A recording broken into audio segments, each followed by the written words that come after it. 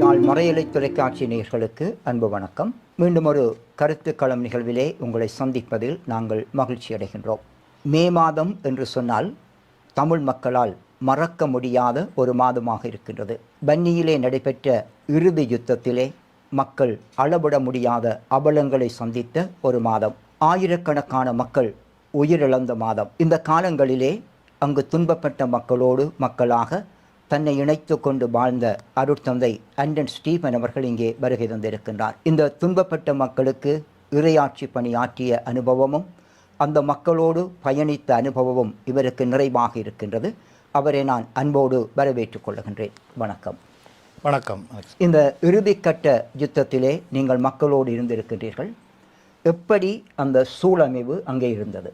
நாங்கள் சில இடங்களுக்கு போகிற போது அல்லது சில மனிதர்களை நாங்கள் சந்திக்கிற போது அல்லது சில நாள்களை நாங்கள் கடந்து செல்லுகிற போது எங்களை அறியாமலே எங்களுடைய உள்ளத்துக்குள்ளே பல எண்ணங்கள் வந்து போவது வழமை. மே மாதம் என்றவுடனே அநேகமாக தமிழ் மக்களுடைய மனதுக்குள்ளே வந்து போகிற முக்கியமான ஒரு நிகழ்வு இந்த முள்ளிவாய்க்கால் படுகொலை. இந்த முள்ளிவாய்க்கால் என்று சொல்லி நாங்கள் கூறுகிற போது உடனடியாகவே மக்கள் பட்ட துன்பங்கள் தான் எங்களுடைய கண்களுக்கு முன்பாக வந்து போவது வழமையாக இருக்கும்.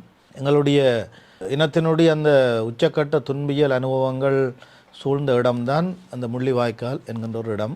அந்த இடத்துக்குள்ளே இருந்து மீண்டவர்களுடைய வாழ்க்கை அனுபவங்களை கேட்டால் தெரியும். அவர்கள் நிச்சயமாக தங்களுடைய துன்பங்களோடு சேர்ந்து இறை பராமரிப்பையும் சொல்லுவார்கள். தாங்கள் எப்படி அந்த இடத்திலே இருந்து மீண்டு வந்தோம் என்கின்ற அந்த இறை அனுபவத்தை ஆழமாக பதித்த ஒரு இடமாகவும் இந்த முள்ளிவாய்க்கால் என்கின்ற இடம் அமைந்திருக்கிறது. இந்த துன்பம் நிறைந்த அபலங்கள் நிறைந்த அந்த இடத்திலே வாழ்ந்த மக்கள் எப்படி பாதுகாக்கப்பட்டார்கள்? அவருடைய பாதுகாப்பு ஏற்பாடுகள் எப்படி ஒழுங்குபடுத்தப்பட்டிருந்தது? இறுதி யுத்தம் என்பது வெறுமனே முள்ளிவாய்க்காலில் நடைபெற்ற யுத்தம் அல்ல. இது தம்பனை மன்னார் தம்பனை என்கின்ற இடத்திலே தொடங்கி படிப்படியாக வன்னி பிராந்தியம் முழுவதும் பரவி இறுதியிலே முள்ளிவாய்க்காலை சென்றடைந்தது தான் அந்த இறுதி யுத்தமாக இருக்கிறது. தம்பனையிலே இராணுவ நடவடிக்கை நடைபெறுகிற போது மடுவிலே இருந்து அந்த மடுமாதா சிறுவம் தேவன்பெட்டிக்கு கொண்டு வரப்படுகிறது. அதோடு சேர்ந்து மக்களும் இடம்பெயர்ந்து அப்படித்தான் அந்த வன்னி இடப்பெயர்வு ஆரம்பமானது. மக்கள் ஆரம்பத்திலே இடம்பெயர்கிற போது அவர்களுடைய பாதுகாப்பு பலமாகத்தான் இருந்தது. அவர்கள் தங்களுக்கென்று சொல்லி பதுங்கு குழிகளை அமைத்தார்கள். தாங்கள் அப்படியான பொருள்களை கொண்டு வந்தார்கள். அப்படி அவர்கள் வருகிற போது மக்களுடைய உயிரிழப்புகளும் குறைவாக இருந்தது. அவர்கள் படிப்படியாக மீண்டும் மீண்டும் இடப்பெயர்வுகளை சந்தித்து கொண்டு கிளிநொச்சி நகரை அண்டுகிற போது உயிரிழப்புகள் சற்று அதிகமாக இருந்தது. அதைவிட கிளிநொச்சியிலே இருந்து தர்மபுரம், உடையார்கட்டு, சிவமடு அந்த பகுதிகளுக்கு அவர்கள் செல்லுகிற போது தான் மக்களுடைய உயிரிழப்பு உச்சத்தை தொட்டது. சில வேளைகளில் ஒரு நாளில் 200-300 மக்கள் கூட கொல்லப்பட்ட நிகழ்வுகள் எல்லாம் இருக்கிறது. இந்த மக்களுடைய பாதுகாப்பு என்று சொல்லி நாங்கள் பார்க்கிற போது அங்கே இருந்த போராளிகள் மக்களுடைய பாதுகாப்பிலே கூட கவனம் செலுத்தினார்கள். அங்கே ஒரு பதுங்கு குழி அமைக்கிற ஒரு செயல்பாட்டை கூட அந்த போராளிகள் மக்கள் மத்தியிலே ஊக்கப்படுத்தி கொண்டிருந்தார்கள்.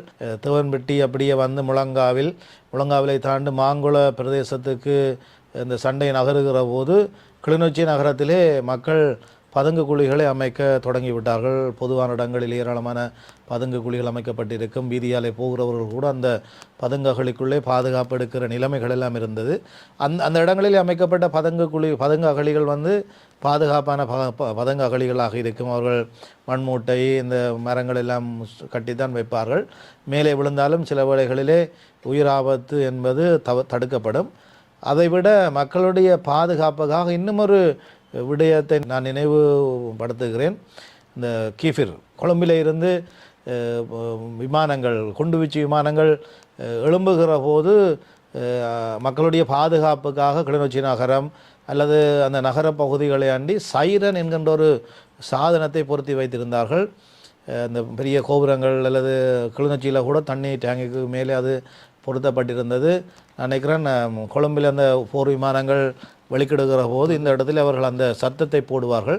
இந்த சத்தம் கேட்டு சைரன் ஒலி எழுப்பி ஒரு 10-15 நிமிஷத்துக்குள்ள விமானங்கள் வந்து தாக்குதலை அங்கே நடத்தும். அந்த மக்கள் என்ன செய்வார்கள் என்று சொன்னால் பாதுகாப்பான இடங்களை தேடி ஓடுவார்கள். இந்த சைரன் ஒலி கேட்டவுடனே மக்கள் எல்லோரும் பொது இடங்களிலே இருந்து மறைந்து தங்களுடைய பதுங்குகளுக்குள்ளே போகிற ஒரு பாதுகாப்பு சூழல் அந்த யுத்தம் நிலவிய ஆரம்ப காலங்களிலே இருந்தது.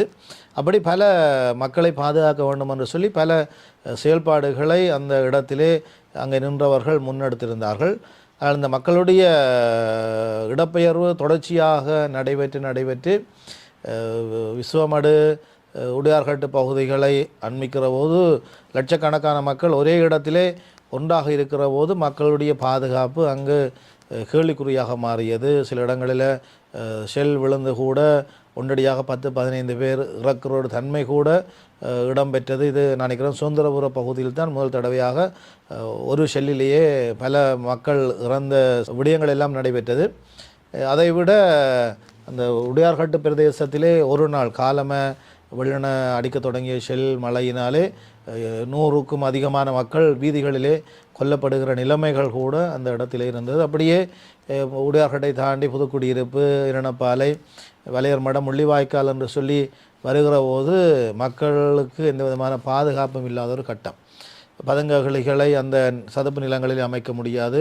உடையார்கட்டு விஸ்வமடு பகுதிகளிலே பதங்ககளிகளை அமைக்க முடியும். ஆனால் வலையர்மடம் அங்கால முள்ளிவாய்க்கால் பகுதிகளிலே அது ஒரு கடற்கரை சார்ந்த நிலம், சதுப்பு நிலமாக இருக்கும். பதங்ககளிகள் அமைப்பது சரியான கடினம். ஆகவே அந்த தங்களால் இயன்ற மாதிரி அந்த பாதுகாப்பு நடவடிக்கைகளிலே மக்கள் ஈடுபட்டார்கள்.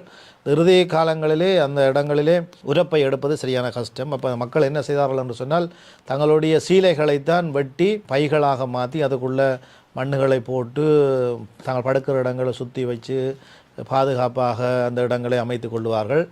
சில பேர் படுத்து எழும்பைக்குள்ளே அந்த மண் மூட்டைகளில் ஏராளமான சன்னங்கள், துவக்க சன்னங்கள் இருக்கிற சம்பவங்களும் எனக்கு கூட 1-2 தடவைகள் நடைபெற்றிருக்கிறது. நான் இரவில் படுத்துட்டு விடிய எழும்பி பார்க்க மண் மூட்டை உடைஞ்சு மண் இருக்கும் என்னென்று பார்த்து அதுக்குள்ள ஒரு சன்னம் இருக்குது. அப்படி அந்த பாதுகாப்பு செயல்பாடுகள் இந்த இறுதி காலங்களில் சரியான குறை. அப்படி பாதுகாப்பதற்குரிய இடம் சூழல் இல்லை. ஒரு குறுகிய பகுதிக்குள்ளே லட்சக்கணக்கான மக்கள் இருக்கிற போது அவர்களுடைய பாதுகாப்பு நிரந்தரம் இல்லை. அந்த இடங்களில் சில இடங்களில் மேட்டு நிலங்கள் இருக்கிறது, சில இடங்களில் பள்ள நிலங்கள் இருக்கிறது. இந்த மேட்டு நிலங்களில் இருக்கிறவர்கள்லாம் உடனடியாக அந்த துப்பாக்கி சூட்டுக்கு இரையானவர்கள். ஏனென்றால் எங்கே வச்சு சுட்டாலும் அந்த மேட்டு நிலங்களை நோக்கித்தான் ரவைகள் சீறிப்பாயும். அப்படி ஏராளமாக கொல்லப்பட்டவர்களும் இருக்கிறார்கள். இப்படி தான் மக்களுடைய பாதுகாப்பு அந்த காலங்களிலே இருந்தது. மிகவும் முன்னெச்சரிக்கையோடு பாதுகாப்பு ஏற்பாடுகள் மேற்கொள்ளப்பட்டிருந்தாலும் உங்களுடைய தகவலின்படி பலர் இறந்திருக்கின்றார்கள். இந்த இறந்தவர்களுடைய உடல் எப்படி பேணப்பட்டது அல்லது அது அவர்களுக்குரிய அந்த இறுதி கிரிகைகள் நடைபெற்றதா? இந்த ஆரம்ப காலங்களில் கிளிநொச்சி பகுதிகளில் அவைகளுக்குரிய இறுதி கிரிகைகள் எல்லாம் நடைபெற்றது. அதற்கு பிற்பாடு அந்த இறக்குறவர்களுடைய எண்ணிக்கை அதிகரிக்கிற போது இறுதி கிரிகைகளுக்கு அங்கே பல வேளைகளில் இடம் இருக்கவில்லை. ஒரு சிறிய சம்பவம், நாங்கள் இருந்தது உடையார்கட்டு தேவாலயத்திலே. அங்கே இருக்கிற போது ஒரு திடீரென்று சொல்லி குண்டுகள் வீசப்பட்டு ஏராளமான மக்கள் இறந்து போனார்கள். வீதிகளிலே ஆலை உலகக்குள்ளெல்லாம் நூற்றுக்கணக்கான மக்கள் இறந்து போனார்கள். அந்த இடத்துல எனக்கு தெரிந்த ஒருவரை அடக்கம் செய்ய வேண்டும் என்று சொல்லி எங்களிடம் கேட்கிற போது நாங்கள் அந்த ஆலய வளவுக்குள் தான் அதை அடக்கம் செய்தோம். மண்ணுக்கு போட்டு அப்படியே சும்மா ஆசீர்வதித்து விட்டு அடக்கம் செய்த நிகழ்வுகளும் இருக்கிறது. அப்படித்தான் அதற்கு பிற்பாடு நடந்த இறுதி கிரிகைகள் எல்லாம் அப்படி தான் இருக்குது. நாங்கள் பாயால் சுற்றி போட்டு ஆளை கிடங்குக்கு போட்டு தாக்குறது, அல்லது துணியால் சுற்றி போட்டு ஆக்களை கிடங்குக்கு போட்டு தாக்குறது, இப்படியான அடக்கச்சடங்குகள் தான் இப்படி நடைபெற்றுக்கணும். அந்த இறுதி காலங்களில் பெட்டிகள் எடுக்கிறது கூட மரங்கள் இல்லை. இப்போ பாய் அந்த பெட்ஷீட்டால் சுற்றி போட்டு தான் ஆக்களை அவர்கள் அடக்கம் செய்தாலும் அந்த இறுதி நாள்களில் அதுவும் செய்வோம். நாங்கள் அப்படியே ஆக்களை கொண்டு இழுத்து நாங்கள் வெட்டின பங்கருக்குள்ளே போட்டு அப்படியே மண் மூடி சில மண் மூடாத நேரங்கள் கூட இருக்கிறது. நாங்கள் எங்களோட 2 பேர் இறந்துச்சுன்னா அவையை நாங்கள் தூக்கி பங்கருக்க போட்டோமே தவிர அவைகளுக்கு நாங்கள் மண் போட இல்லாமல் அப்படியான ஒரு சிக்கல் எல்லாம் இருக்கிறாங்க. மண் போட்டு கொண்டு நின்றோம்னா நாங்கள் அதில் இறக்க வேண்டிய ஒரு சூழல் வரலாம்.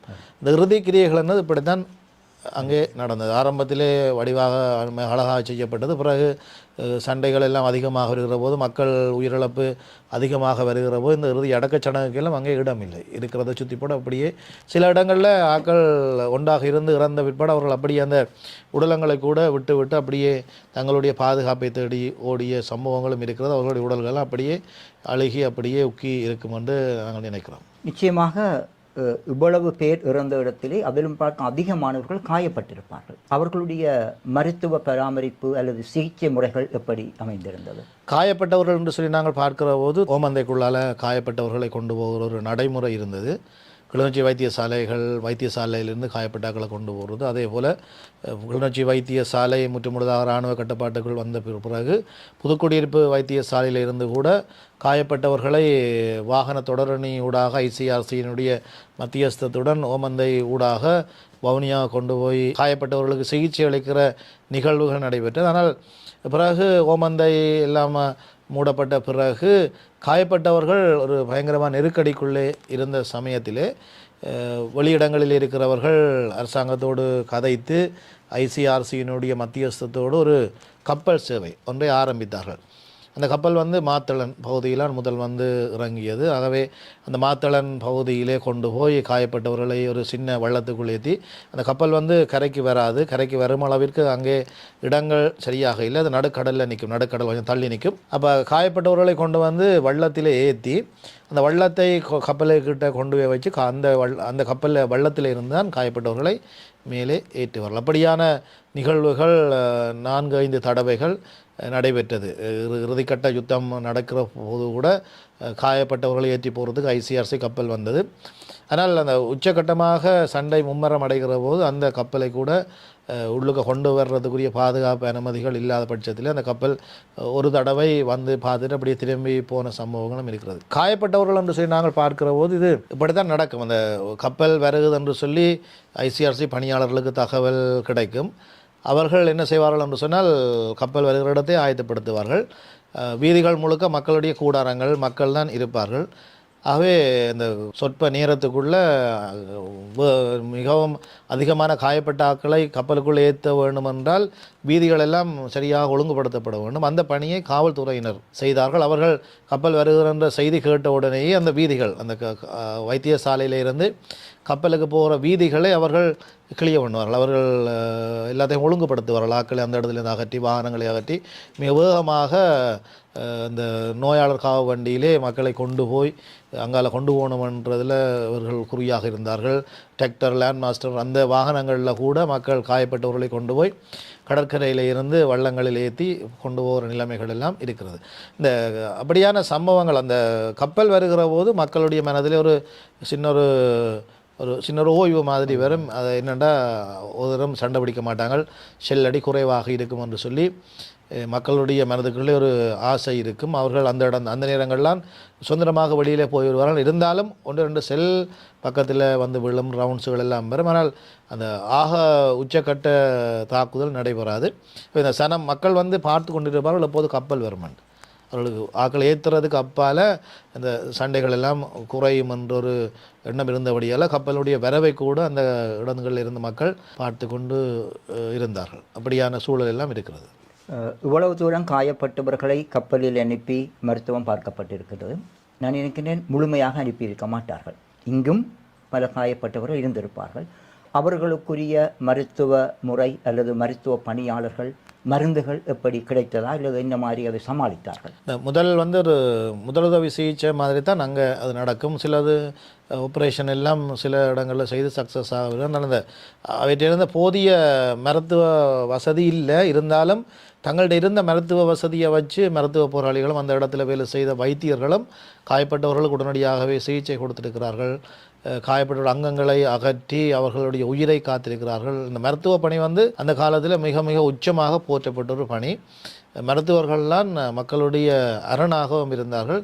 எனக்கு ஞாபகம் இருக்கிறது, புதுக்குடியிருப்பு வைத்தியசாலைக்கு நான் ஒரு தடவை என்னோடு நின்று ஒருவர் காயப்பட்ட போது அவரை நான் கொண்டு போனேன். இந்த சத்திர சிகிச்சை கூடத்துக்கு பக்கத்திலே நான் பார்க்கிற போது அந்த வாய்க்கால் அதுக்கெல்லாம் ரத்தம் தான் ஓடிக்கொண்டிருக்கும். பங்கால வெட்டப்படுகிற அவயவங்கள் எல்லாம் குவிக்கப்பட்டு கொண்டிருக்கும். சத்திர சிகிச்சை கூடத்துக்கு முன்னால் ஏராளமானவர்கள், நூற்றுக்கணக்கானவர்கள் தாங்கள் உள்ளுக்கு போக வேணுமென்று மன ஆதங்கத்தோடு அந்த இடத்துல வளர்த்தப்பட்டு கிடப்பார்கள். வைத்தியர்களுக்கு ஓய்வில் அவர்கள் ஒரு இயந்திரம் போல தான் அந்த காலத்தில் இயங்கிக் கொண்டிருந்தார்கள். உச்சக்கட்டம் எல்லாரையும் தாங்கள் காப்பாற்ற வேண்டும் என்று சொல்லி அதற்கு போதிய அளவு மயக்க மருந்துகள் இல்லை. மயக்க மருந்து இல்லாட்டிலும் அவர்கள் ஏதோ ஒரு வளத்தில் ஆக்களை காப்பாற்றுவதற்காக அங்கே அவயவங்களை வெட்டி அவர்கள் ஒரு இயந்திரங்கள் போலவும் ஒரு உன்னதமான மனிதர்கள் போலவும் வைத்தியர்கள் அந்த பணியை செய்தார்கள். பிறகு முள்ளிவாய்க்காலில் கூட ஒவ்வொரு இடங்கள்லையும் இந்த வைத்தியர்கள் சண்டைகள் நடைபெற்று முன்னுக்கு வருகிற போது இவர்கள் தன்னுடைய வைத்தியசாலைகளை வேறு ஒரு இடங்களில் அமைத்து கொண்டிருப்பார். சில இடங்களில் மர நிழலில் கூட இந்த வைத்தியசாலை இடம்பெற்றிருக்கிறதை நாங்கள் பார்க்கலாம். மர நிழலுக்கு கீழே பங்கர் வெட்டி பங்கருக்கு படுக்க வச்சு மர நிழலில் இந்த மர கொப்புகளில் சேலையும் கட்டி ஏற்றப்பட்ட பல நிகழ்வுகள் கூட அந்த இடத்திலே நிற்கிறது. அவர்களுடைய பங்கு, மருத்துவ உதவி செய்தவர்களுடைய பங்கு அளப்பெரிய அந்த காலங்களிலே. இந்த முள்ளிவாய்க்கால் கடைசி இடத்துல கூட, கடைசி சந்தர்ப்பத்தில் கூட வைத்தியர்கள் மருத்துவ சிகிச்சை செய்து கொண்டிருந்தார்கள். அவர்கள்லாம் ஏராளமான உயிரை காத்தவர்களாக இருக்கிறார்கள். இவ்வளவு தூரம் துன்பங்களை அனுபவித்த மக்களுக்கு நிச்சயமாக உணவு தேவை. அந்த காலத்தில் உணவு தட்டுப்பாடு இருந்தது. தற்காலத்திலே இப்பொழுது நாங்கள் கதைக்கின்ற ஒரு விடயம் முள்ளிவாய்க்கால் கஞ்சி என்று சொல்லி, இந்த உணவு தேவை எப்படி நிவர்த்தி செய்யப்பட்டது, இந்த முள்ளிவாய்க்கால் கஞ்சி எப்படி மக்களுக்கு கை கொடுத்தது? உணவு என்று நாங்கள் பார்க்கக்குள்ள நான் நினைக்கிறேன் அந்த சண்டைகள் தொடங்குறதுக்கு முதலே அரிசி அதுகள் ஒரு சேகரிக்கப்பட்ட ஒரு மாதிரி தான். அந்த சண்டை நடந்தால் என்னென்ன மாதிரி தங்களை நம்பி இருக்கிற மக்களை காப்பாற்ற வேண்டும் என்று சொல்லி பொருண்மையத்தினர், அரசு போராளிகளுடைய நிர்வாகத்துறையினர் எல்லோரும் தங்களுடைய திட்டமிடல்கள் வடிவாக செய்திருந்தாலும் உணவு என்ன மாதிரி உணவு பற்றாக்குறை இல்லாமல் மக்களை காப்பாற்ற வேண்டும் என்று சொல்லி அங்கே இருந்த பெரிய சொத்து நெல்லோட கடல் வளம் இருந்தது, மீன், மற்றது தேங்காய். அவைகளை வைத்துத்தான் தங்களுடைய இறுதிக்கட்டத்தில் கூட தங்களுடைய உணவு தேவையை அவர்கள் பூர்த்தி செய்தார்கள். நெல்லுக்கு பஞ்சம் இல்லை, மீன் கடற்கரையில் போய் மீன் பிடிக்கலாம். அப்போ அவைகளை வைத்து தான் செய்தார்கள். இந்த இடத்துல இந்த உணவு தேவை நான் இன்னொரு விடயத்தை குறிப்பிடலாம்னு நினைக்கிறேன். இந்த வேலைப்பாடு முழங்காவில் அந்த பகுதிகளில் இருந்து மக்கள் இடம்பெயர்ந்து வருகிற போது உலருணவு சேகரிக்கப்பட்டது. அது ஒரு வித்தியாசமான முறையில் சேகரிக்கப்பட்டது. அந்த இடத்துல ஹியூடெக் இயங்கி கொண்டிருந்தது. அவர்கள் ஒரு சின்ன திட்டம் ஒன்றை போட்டார்கள். என்னென்னா, இந்த பகுதியிலிருந்து இடம்பெயர்ந்து வர மக்களுக்கு இடம்பெயராமல் இருக்கிற மக்கள் உதவி செய்யக்கூடிய விதமாக இந்த பங்கு தந்தையர்களோடாக ஆலயம் சார்ந்த ரீதியாக உலர் உணவுகளை சேகரித்து அரிசி ஒரு குடும்பஞ்சலோட 10 கிலோ கொடுப்பாங்களா, அப்படி ஒரு 10 பேர் சேர்ந்தாங்கன்னா 100 கிலோ அரிசி வந்துடும். அப்போ அந்த பொருள்களை கொண்டு போய் இவர்களே இடம்பெயர்ந்து வர மக்களுக்கு கொடுக்குற நிகழ்வுகள் எல்லாம் நடைபெற்ற அந்த பாதிக்கப்பட்ட மக்களை உள்ளுக்கு இருக்கிற மக்கள் தாங்கி பிடிக்கிற அளவுக்கு அந்த உணவு பரிமாற்றம் அல்லது உணவு தேவைகளை பூர்த்தி செய்கிற நல்லதொரு வழிமுறை அந்த இடத்துலேருந்து அது ஒரு ஆச்சரியமான ஒரு விடயமாக தான் இருந்தது. ஒரு இடத்துலேருந்து இடம்பெயர்ந்து வருகிற போது மற்ற பகுதியில் இருக்கிற மக்கள் அந்த உணவு தேவையை நிறைவேற்றுவதற்கு தங்களிடம் இருக்கிறதுகளை மக்களோடு பகிர்ந்து கொள்ளுகிற ஒரு நிகழ்வுகள் எல்லாம் நடைபெற்றது. இந்த இறுதி கட்டத்துக்கு நாங்கள் வருகிற போது அங்கே அந்த ஒரு பண்டமாற்று முறை மூலமாகவும் சில பொருட்கள் கொள்வனவு செய்யப்பட்டது. இப்படி இருக்குமெண்டா உதாரணமாக நாங்கள் கடற்கரைக்கு போகிறோம், கடற்கரையில் மீன் பிடித்து கொண்டு வருவார்கள். அந்த மீனை நாங்கள் எடுக்கிறதுக்கு எங்கள்கிட்ட இருக்கிற அரிசியை கொடுத்தோம்னா மீன் தருவாங்க. அப்போ பண்டமாற்று முறையெல்லாம் அங்கே கைக்கொள்ளப்பட்டது. அங்கே காசு ஒரு பெறுமதி இல்லாத ஒரு விடயமாக இருந்தது. ஏனென்றால் பொருள்கள் எல்லாம் உச்சக்கட்டத்துக்கு போய் கொண்டு வந்தது. எனக்கு தெரியவே பச்சை மிளகாய் 15,000 விற்றது, சீனி தட்டுப்பாடு, சீனி 5,000. அப்படி உணவுப் பொருட்களெல்லாம் உச்சத்தை தாண்டி கொண்டு வந்தது. ஒரு டிராக்டர் விற்றார்கள் 15,000க்கு, நினைத்து பார்க்க முடியாது. மோட்டர் சைக்கிள் 150 ரூபாய்க்கு கொடுத்த நிகழ்வுகள் எல்லாம் இருக்கிறது அந்த இடத்துல. அப்போ அது காசுக்கு பெறுமதி இல்லாமல் போய்விட்டது. அந்த தங்களுடைய வாழ்வாதாரத்தை அவர்கள் அந்த உணவு பற்றாக்குறையை நிவர்த்தி செய்வதற்கு எல்லோரும் ஒன்றாக சேர்ந்து அந்த சவாலை மேற்கொண்டார்கள். அதை விட மறுபுறத்தில் இந்த தமிழர் புனர்வாழ்வு கழகம் சில இடங்களில் மக்களுடைய உணவு தேவைகள் நிறைவேற்றி வைப்பதற்கு அந்த கஞ்சி கொட்டில் இந்த காலங்களில் நாங்கள் பார்க்குறோம் கஞ்சி பரிமாற்றம் பல இடங்களில் நடைபெற்று கொண்டு அந்த கஞ்சி முள்ளிவாய்க்கால் துன்பத்தினுடைய ஒரு உச்சக்கட்ட அடையாளமாக இருக்கிறது. அந்த கஞ்சி ஒரு வித்தியாசமான ஒரு சுவையாக இருக்குது. இப்போ இந்த காலங்களில் காய்ச்சப்படுற கஞ்சி அந்த சுவைக்கு வராது. அது இன்னொரு வித்தியாசமான ஒரு சுவையாகத்தான் இருக்குது. அதுக்குள்ளே பெருசாக சீனி உப்பு எல்லாம் கலக்க மாட்டினோம். ஆனால் ஏதோ ஒரு சுவை ஒன்று இருந்தது. அரிசி இருந்தது, அதை விட பயறு, மற்ற இந்தியாவிலேருந்து வந்த பருப்புகள், அவைகள்லாம் போட்டு கஞ்சியாக்கப்படும் ஏதோ ஒரு சுவை அந்த இடத்துல இருந்தது. அதை நாங்கள் மறக்க முடியாது. அதான் மக்களுடைய உயிரை காத்ததாக இருக்குது. இந்த கஞ்சி கொட்டில்களை என்ன செய்வார்கள்னா, மக்கள் அதிகமாக இருக்கிற இடங்களில் போடுவார்கள். கஞ்சி காய்ச்ச தொடங்கியக்குள்ளே அங்கே நீண்ட வரிசை வந்துடும். சின்னாக்கள்லேருந்து பெரியாக்கள் மட்டும் நீண்ட வரிசை கோப்பைகளோடு வந்திருப்பினோம். அவைகள் அந்த கஞ்சி காய்ச்சி ஒரு நேரம் தான் அநேகமாக அங்கே இருக்கிறார்கள் சாப்பிட்டது. ஒரு நேரம் அந்த இடத்துல கஞ்சியை வேண்டி தாங்களே சாப்பிட்ற சம்பவங்கள் எல்லாம் நடைபெற்றது. அந்த கஞ்சியோடு சேர்ந்து சில இடங்களில் வாய்ப்பெண் செய்து கொடுத்தார்கள். அப்படி இன்னும் சில உணவுப் பொருட்களை கூட இந்த தமிழர் புனர்வாழ்வு கழகம் வந்து சில இடங்களில் அமைத்து மக்களுடைய அந்த உணவு தட்டுப்பாட்டை நிறைவு செய்தார். நான் நினைக்கிறேன் அந்த முள்ளிவாய்க்காலில் யுத்தத்தால் இறந்தவர்கள் அதிகம், ஆனால் இந்த பட்டினியான இறந்தவர்கள் என்று சொல்லி நீங்கள் யாரையுமே சொல்லல. முள்ளிவாய்க்கால் சண்டையில் பட்டினியால் சாப்பாடு இல்லாமல் இறந்தவர்கள் என்று சொல்லி நீங்கள் யாரையுமே அடையாளம் காட்ட முடியாது. இவ்வளவு துன்பங்களை அனுபவித்த இந்த நிகழ்விலே நீங்கள் ஒரு அருட்பணியாளராக பணியாற்றி இருக்கிறீர்கள். உங்களோடு சேர்ந்து எத்தனை அருட்பணியாளர்கள் அங்கே பணியாற்றினார்கள்? என்னோடு சேர்ந்து நான் அந்த கடைசி நாள் மட்டும் நின்று சொல்லிக்குள்ளே நாங்கள் 8 அருட்பணியாளர்கள். அவையில் ஒரு ஆள் வந்து மரணமடைந்து விட்டார். அடுத்து வந்து சரத் ஜீவன், மற்றது ஃபாதர் பிரான்சிஸ் ஜோசப், அவர் காணாமல் ஆக்கப்பட்டு விட்டார். மற்ற நாங்கள் எல்லாரும் இருக்கிறோம். எல்லாரும் ஒன்றடியாக இருக்கவில்லை, நாங்கள் பிரிந்து தான் நாங்கள் இருந்தோம். ஏனென்றால் அந்த இடத்திலே ஒன்றடியாக இருந்து எல்லோரும் மரணிக்காமல் பிரிந்து இருந்து மரணிக்கிறவர்கள் மரணிக்க, தப்புகிறவர்கள் மக்களோடு இருக்கட்டும் என்கின்ற ஒரு நோக்கத்திற்காக நாங்கள் அப்படி பிரிந்து தான் இருந்த நாங்கள். இப்போ அந்த காலங்களில் நாங்கள் செய்த பணி என்று நாங்கள் பார்க்கக்குள்ள நாங்கள் ஏதோ பெரிய பணியெல்லாம் செய்த மாதிரி இல்லை. ஆனால் எங்களுக்கு ஒரு மன திருப்தி, நாங்கள் மக்களோடு இருந்ததுண்டு, கடைசி மட்டும் இருந்ததுண்டு. இதில் இன்னொரு சம்பவத்தை நான் சொல்லலாம்னு நினைக்கிறேன். 2009ஆம் ஆண்டு தை மாதம் அப்படி மதகுருக்களையும் அந்த இடங்களிலிருந்து வெளியேற வேண்டும் என்று சொல்லி எங்களுக்கு ஒரு கட்டளை வந்தது. அதுக்கு முதலே நீங்கள் தெரிஞ்ச மாதிரி அரசு நிறுவனங்கள், அரசு சார்பற்ற நிறுவனங்கள் எல்லாம் வெளியேற்றப்பட்டு விட்டது. கிளிநொச்சியிலிருந்து கட்டாயப்படுத்தி தான் வெளியேற்றப்பட்டார்கள். அவர்கள் வெளியேறின பிறகுதான் மக்களுடைய இழப்புகள் அதிகமாக இருந்தது.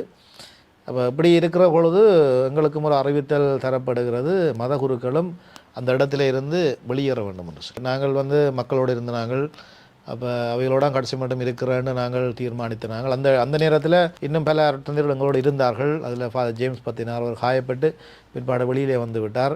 இன்னும் சில காரணங்களுக்காக அந்த இடங்களிலிருந்து வெளியேறிவிட்டார்கள். அப்படி இருக்கிற போது இந்த அறிவித்தல் வந்தபோது ஒரு கொஞ்சம் பேர் வந்து மக்கள் வந்து எங்கள்கிட்ட கேட்டார்கள், ஒரு கட்டத்தில் ஃபாதர் நீங்களும் போக போகிறீங்களாண்டு. வேணுண்டு கேட்க என்ஜிஓ எல்லாம் போயிட்டுது, உங்களையும் பெற சொல்லிட்டாங்க. அப்போ ஆக்களுக்கு தெரியும், அப்போ நீங்களும் போக போகிறீங்களாண்டு. இப்போ அவையிட்ட நான் கேட்டேன் நாங்கள் இங்கே இருந்து என்ன பணி செய்யலாம், பூசைகள் சாத்தியம் இல்லை, இப்போ என்ன பணி செய்யலாம்னு கேட்க அந்த மக்கள் சொன்னார்கள், ஃபாதர் நீங்கள் பணி ஒன்றும் செய்யாட்டிலும் பரவாயில்லை, நீங்கள் எங்களோட இருங்கோ, உங்களோட அந்த இருப்பு அல்லது அந்த வெள்ளை உடுப்பு வந்து கடவுளோட பிரசன்னத்தை எங்களுக்கு காட்டும், அந்த நம்பிக்கை எங்களுக்கு எங்களோட துன்பங்களை கடக்கிறதுக்கு ஒரு சக்தியை தரும் உங்களோட இருப்பு. நீங்கள் ஒரு வேலையை செய்யாட்டிலும் பரவாயில்லப்பா, நீங்கள் பாதுகாப்பாக இருந்தீங்கன்னா அவ்வளவு காணும், நாங்கள் எங்களோட கடவுள் இருக்கிறார் என்ற உணர்வு கொண்டு வரோம்னு சொல்லி அந்த மக்கள் எங்களிடம் சொன்னார்கள். இப்போ நாங்கள் எங்களுடைய பணிகள்னு பார்க்கல அந்த இறுதி அடக்க சடங்குகள்கிட்ட நாங்கள் போகக்கூடிய இடங்களில் போய் செய்த நாங்கள் அதை விட மக்களுக்குரிய உணவுகள் இப்படியான பரிமாற்றங்கள் அந்த விடயங்களை செய்த நாங்கள் இறுதி மட்டும் அந்த மக்களோட இருந்து திருப்பலி ஒப்பு கொடுத்தாங்க. முள்ளிவாய்க்காலில் கூட நாங்கள் இறுதியாக அந்த இறுதி நாள்களில் கூட திருப்பலி நாங்கள் ஒப்பு கொடுத்துருக்கிறோம். அது ஒரு கொஞ்சம் பேரோடு சேர்ந்து இந்த இறுதி சண்டை நடக்கிற போது கூட திருப்பலி நாங்கள் ஒரு ஞாயிறு திருப்பலி கூட நாங்கள் ஒப்பு கொடுத்திருக்கிறோம். எங்களுடைய இருப்பு வந்து கடவுளுடைய பிரசன்னத்தை காட்டுவதாக அவர்கள் எங்களுக்கு சொன்னார்கள். எங்களுக்கு ஒரு மன திருப்தி, நாங்கள் கடைசி வரை அந்த மக்களோடு இருந்தது என்கின்ற ஒரு மனநிறைவு எங்களுக்கு இருக்கிறது. நீங்கள் திருப்பலி ஒப்பு கொடுத்ததாக சொன்னீர்கள். அந்த திருப்பலிக்குரிய பொருட்கள், புனித பொருட்கள், அதாவது வைன், ஒஸ்தி, அவற்றையெல்லாம் எப்படி நீங்கள் பெற்றுக்கொண்டீர்கள்? ஒஸ்தி வைன் ரெண்டு பாக்கைக்குள்ளே எங்கள்கிட்ட இருந்தது. ஏன்னா அந்த சண்டை பாதைகள் பூட்டுப்படுறதுக்கு முதலே நாங்கள் அந்த ஒஸ்டி வைன் எல்லாம் எங்கள்கிட்ட இருந்த ஒஸ்டி செய்கிற இடம் இருந்தது. பூசைக்குரிய அந்த வைன் அது கொஞ்சம் தான் எடுக்கிறது. அப்போ அந்த வைன் கையிருப்பில் இருந்தது. இப்போ பூசைக்குரிய பொருள்கள் எல்லாம் நாங்கள் இடம்பெயர்ந்து வரைக்குள்ள ஒரு பூசை வைக்கக்கூடிய மாதிரியான அந்த சலிஸ் பாத்திரங்கள் அதுகள் எல்லாத்தையும் பூசை புத்தாமெல்லாம் ஒரு பேக்குக்குள்ளே போட்டு நாங்கள் கையில் கொண்டு எங்கட சாமான் எடுத்தோமோ இல்லையோ அந்த சாமானை கட்டாயம் நாங்கள் எடுப்போம். நாங்கள் கடைசி மட்டும் பூசை வைக்கணுமன்றதில் உறுதியாக இருந்தபடியால் அந்த பொருட்களை நாங்கள் கொண்டு வந்தாங்க. நாங்கள் ஒரு கொஞ்ச காலம் எங்களுக்கு தெரியும், நாங்கள் வந்து பதங்கு குழிக்குள்ளே வச்சு பூசை வச்சுனாங்க. அந்த அனுபவங்கள்லாம் எங்கள்கிட்ட இருக்குது. பதங்கு குழிக்குள்ளே இருந்து நாங்கள் திருப்பலி ஒப்பு கொடுத்த சம்பவங்கள் எல்லாம் இருக்கிறது. வெளியில் ஷெல் அடித்து கொண்டிருப்பாங்க, நாங்கள் பதங்ககளிக்குள்ளேருந்து பூசை வச்ச சம்பவங்கள் இருக்கிறது. பிறகு அந்த பதங்ககளி பாதுகாப்பு இல்லாத கட்டத்தில் வெளியில் இருந்து ஆக்களோடையெல்லாம் நாங்கள் பூசை திருப்பலி ஒப்பு கொடுத்துருக்கு. உங்களுடைய ஆன்மீக கடமைகளை நீங்கள் மக்களோடு சேர்ந்து செய்திருக்கின்றீர்கள். அவஸ்தை என்ற அந்த அருட்சாதனம் அந்த வேலைகளில் நீங்கள் யாருக்காவது கொடுத்திருக்கின்றீர்களா? அவஸ்தை கொடுக்கறதுக்கு டைம் இல்லை. அப்படி யாருமே வருத்தமாக இருந்து யாருமே சாகையில்லை. இப்போ காயப்பட்டவர்கள் இறக்க போகிறார்கள்னு தெரியும் இல்லை. அப்படி காயப்பட்டாக்கள் வண்டா நூற்றுக்கணக்கான காயப்பட்டாக்கள் இருப்பாங்க. அவங்க இறக்க போயிடணும்னு சொல்லி யாருமே வந்து அவஸ்தை கொடுங்கன்னு சொல்லி எங்கள்கிட்ட கேட்கல. ஏன்னாண்டா வாழ்வா சாவாங்க, நாங்கள் எல்லோரும் சாகத்தான் போகிறோம். இப்போ எத்தனை பேருக்கான அவஸ்தை கொடுக்குறது? அப்படி யாருமே வந்து எங்கள்கிட்ட அவஸ்தை பூசுங்கன்னு சொல்லி கேட்கல. எல்லாருக்கும் நாங்கள் உதாரணமாக எங்களுக்கு வந்து கேட்பாங்க, மண்டாடங்க ஆசீர்வதிங்கன்னு. நாங்கள் போய் ஆசீர்வதித்து ஆசிரியர் எல்லாம் இருக்கும். நாங்கள் அவைகளுக்கு ஒரு சுவம் சொல்லிட்டு வருவோம். சில வேளை அவர்கள் எல்லாம் மரணித்திருக்கிறார்கள், சிலர் உயிர் தப்பி இருக்கிறார்கள். இந்த இறுதி கட்டத்தில் கூட மக்களுடைய விசுவாசம் உறுதியாக இருந்திருக்கின்றது. அதே நேரம் அருட்பணியாளர்களை கடவுள்களாக பார்த்திருக்கிறார்கள். உங்களுடைய பிரசன்னம் அவர்களுக்கு நல்ல ஆறுதலை கொடுத்திருக்கின்றது. எனவே அந்த இறுதி கட்டத்திலே அந்த மக்களோடு இருந்த அனைத்து அருட்பணியாளர்களையும் நாங்கள் பாராட்ட வேண்டும். இந்த பயங்கரமான சூழலிலே நீங்கள் பணியாற்றி இருக்கிறீர்கள். எந்த ஒரு சந்தர்ப்பத்திலாவது நீங்கள் உயிர் ஆபத்தை சந்தித்திருக்கின்றீர்களா? இந்த உயிர் ஆபத்து என்று சொல்லி நாங்கள் பார்க்கக்குள்ள அங்கே இருக்கிறதே ஒரு பெரிய உயிர் ஆபத்து தான். எந்த நேரத்திலையும் என்ன நடக்கும். நான் அநேகமாக கிளிநொச்சி, ஜல கட்டக்காடு, வெத்திலக்கேணி அந்த இடங்கள் எல்லாம் நான் போயிட்டு வந்த இதுகள் இருக்கிறது. உடையார்கட்டு இந்த இடங்கள்ல எல்லாம் சில இடங்களில் நான் மயிரிழையில் உயிர் தப்பி இருக்கிறேன். அப்போ இந்த தாக்குதல்கள் நடக்கும். நான் சில அந்த இடத்துல இருந்தால் இறந்திருப்பேன். ஒரு நிமிஷம் அங்கால போயிட்டு வந்தபடியால் அப்படியான சம்பவங்கள் எல்லாம் இருக்கிறது. கிளிநொச்சியில் ஒரு காரணம் இருக்கக்குள்ளே காலமாக கெபீர் வந்துட்டு அந்த நேரம் தான் நான் எழும்பி நினைத்திரியால் எழும்பி ப்ரஷ் எடுத்துக்கொண்டு வாஷ்ரூமுக்கு போய் கொமட்டில் இருப்பவண்டு வலிக்கிட கீவர் கொஞ்சம் அடிக்கிற மாதிரி வந்த அப்புறம் நான் ப்ரஷ் எடுத்துட்டு வெளியில் வந்து நின்று பார்த்து கொண்டு நிற்க கீவர் வந்து அடிச்சிட்டேன். அப்போ எங்களோட கட்டுறதுக்கு மேலாம் ஏதோ சத்தமாக கிடந்துச்சு. அப்போ நான் சரி போயிட்டானுண்டு உள்ளுக்கு போய் வாஷ்ரூமுக்கு பார்க்குறேன். கொமட்டுக்கு மேலே பெரிய ஒரு பீஸ் ஒன்று இருக்குது. இப்போ அந்த இடத்துல நான்றதை எனக்கு கட்டாயம் காயப்பட்டுறேன். அப்படியான சம்பவங்கள் கணக்கே இருக்குது. நான் ஏற்கனவே சொன்ன மாதிரி நான் பக்கத்தில் மண்மூட்டை அடுக்கி இந்த சீலையால் மண்மூட்டை கட்டி கொண்டு படுத்து விடிய வெள்ளனை பார்க்கக்குள்ள அதுலேயே இத்தனை ரவுண்ட்ஸ் அடிச்சிருக்கும். மண்மூட்டை இல்லாட்டி என்னுடைய உடம்பு சில என்னோட ஒரு மோட்டர் பைக் இருந்தது. அந்த மோட்டர் பைக்கை கொண்டு வந்து ஒரு நாள் எங்களோட வெளியர் மட்டத்தில் விட்டுட்டு நான் சண்டை நடக்கிற நேரம் விட்டுட்டு நாங்கள் உள்ளுக்க வந்து கதைச்சிட்டு சாப்பிட்டுட்டு இருக்க சண்டை தொடங்கிட்டுது. அப்போ மோட்டர் பைக் வெளியில் நின்றது. அப்போ நான் இன்னொரு ஆளோட போய் சண்டையெல்லாம் முடிஞ்ச பிறகு வெளியில் போக வேண்டிய தேவை இருந்தது. போய் மோட்டர் பைக்குக்கு நாங்கள் போயிட்டு பிறகு வந்து விடைக்க பார்த்தேன். சீட்டுக்கு ஏதோ தட்டுற மாதிரி கிடந்தது. இப்போ என்ன கிடக்கண்டு பார்க்க 50 கிலோ பெரிய ரவுண்ட்ஸ் உண்டு. அதுக்குள்ளே போய் அப்படியே சுழச்சி அந்த இதில் வந்து சுழச்சி போய் மோட்டர் பைக் சீட்டுக்குள்ளே கிடக்குது. அப்போ அதில் நின்று தான் கட்டாயம் நாங்கள் இறந்துடும். அப்படி கணக்க விடயங்கள் இருக்கிறது. நான் ஒரு தடவை என் நண்பர் ஒரு ஆளோட போய் கதைச்சு கொண்டு வரேன். 2 பங்கர் குத்திலேருந்து கதைச்சு கொண்டு இருக்கிறோம். கதைச்சு கொண்டு இருக்கிறதுக்கு பக்கத்தில் இன்னொரு ஆள் கதைச்சு கொண்டு வந்தவர் இருந்தாப்புல சண்டை. பக்கத்தில் இருந்தவர் அப்படி எங்களோட காலுக்கு விழுகிறார். அவர்கிட்ட நெத்தியில் வெடி. இப்போ நாங்கள் 2 பேரும் தப்பிட்டோம். எங்களை பக்கத்தில் இருந்தவர் இறந்துட்டார். கணக்க சம்பவங்கள் இருக்கிறது. இப்போ இப்படியான சம்பவங்கள் நடந்தாலும் இந்த மனசில் இருந்தது நான் கடைசினாலும் காயப்படக்கூடாது. காயப்பட்டால் அந்த இடத்துல இருந்து கட்டாயம் வெளியே வர வேண்டிய ஒரு எனக்கு விருப்பம் இல்லாமலே வெளியிலே போக வேண்டிய ஒரு சூழல் வர்றபடியினால் நான் மண்டாடி கொண்டிருந்தது கடைசி மட்டும் ஆக்களோடு இருக்கணும், நான் காயப்படக்கூடாது. அப்போ கடவுள்லாம் நாங்களை காப்பாற்றினது. அப்படியான சிக்கல்களுக்கு இருந்து காப்பாற்று. இன்னொரு கட்டம் உடையார்கட்டில் நடந்த சம்பவம் உண்டு. அப்போ உடையார்கட்டில் இருந்தால் போல் ஷெல் அடிக்க தொடங்கிட்டாங்க. அதில் என்னோட சமைக்கிறதுக்கு நின்ற அப்பா வந்து அவர் காயப்பட்டுட்டார், காலில் காயப்பட்டுட்டார். கோயிலுக்குள்ளான் இருந்தால் போல் மக்கள் எல்லாம் ஓடி வந்தவர். ஓடி வந்து கோயில் ஃபுல்லாக ஐயோ ஐயோன்னு தான் சத்தம் குளறி கொண்டிருக்கிறோம்.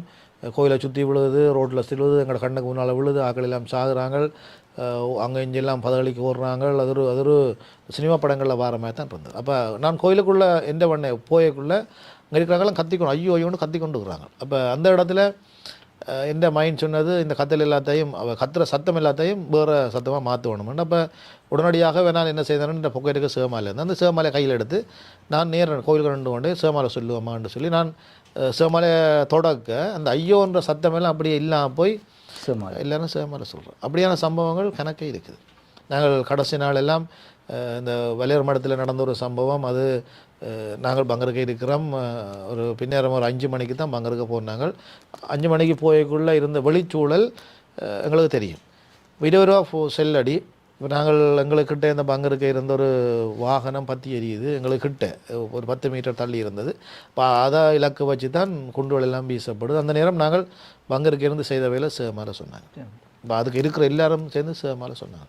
அந்த இடம் வந்து பாதுகாக்கப்பட்டது. இப்போ நாங்கள் விடிய ஒரு 6 மணிக்கு வெளியில் வந்து பார்க்குறோம். நாங்கள் போய்க்குள்ளே இருந்த இடம் இப்போ இல்லை. ஃபுல்லாக எல்லாம் சல்லடை போட்டு ஃபுல்லாக எல்லாம் மாறி எல்லாம் இடிஞ்சு நாங்கள் உள்ளுக்கு போய்க்க இருந்த இடம் வேறு, இப்போ வெளியில் வந்து பார்க்குற இடம் வேறு. அப்படி அது வந்து சில வேளை எங்களுக்குள்ளே வந்து விழுந்திருக்கலாம். அதனால் உண்மையாக அந்த மாதாண்ட அருள் அவன் பாதுகாப்பு எங்கள்கிட்ட இருந்ததை நாங்கள் உணர்ந்து கொண்டனால் இப்படி சிவமால சொல்லி கன இடங்களில் காப்பாற்றப்பட்ட சம்பவங்கள் இருக்கிறது. நம்பிக்கை, இறை நம்பிக்கை. மற்றது அந்த இடத்துல நாங்கள் இருக்கிறது வந்து மற்றவர்களுக்கு ஒரு இறை பிரசன்னத்தை கொடுக்கும் என்கின்ற நம்பிக்கை இருந்தபடியால் நாங்கள் ஓரளவு அந்த இடங்களில் நாங்கள் பிழைக்கக்கூடிய மாதிரியான சூழல் எங்களுக்கு இருந்தது. எமது மக்களினுடைய துன்ப அனுபவங்களோடு பயணித்த அருட்தந்தை அவர்கள் தன்னுடைய அனுபவத்தை இப்பொழுது எங்களோடு பகிர்ந்து கொண்டார். இந்த மாதம் உண்மையிலேயே எமது தமிழ் மக்களுக்கு ஒரு முக்கியமான மாதம். துன்பங்களை மீட்டி பார்த்து கண்ணீர் விடுகின்ற ஒரு மாதமாக இருக்கின்றது. இவ்வளவு அவலங்களையும் சந்தித்திருந்தும் இன்றும் எங்களோடு பணியாற்றுகின்ற அருட்தந்தைக்காக நாங்கள் ஆண்டவருக்கு நன்றி கூறுவோம். அதே நேரம் இவரோடு இணைந்து பல குருக்கள் மக்களுக்காக தங்களுடைய தியாகம் நிறைந்த பணிகளை ஆற்றியிருக்கின்றார்கள் இந்த இறுதி கட்டத்திலே. எனவே நாங்கள் இறந்து போனவர்களை நினைத்து இந்த வழியில் அவர்களுக்காக செபிப்போம். இந்த கருத்துக்களம் நிகழ்விலே கலந்து கொண்ட அருட்தந்தைக்கு என்னுடைய மனமார்ந்த நன்றிகளை தெரிவித்துக் கொள்கின்றேன்.